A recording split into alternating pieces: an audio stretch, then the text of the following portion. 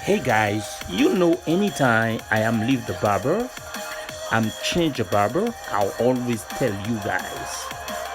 Today, as I speak right now, I am by located to the first class barber. Because reason why?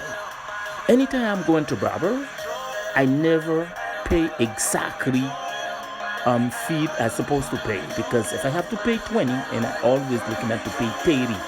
If I have to pay 15, I always looking at to pay 25. But let me tell you something. If you're looking at no conscience in this place, you don't have to stay there. Otherwise, if you have a dog that's passed away in your house, no condolences, you don't have to stay there, because people don't have no conscience or they don't like you. But sometimes if people don't like you, it doesn't matter, since God is like you. I am changeable.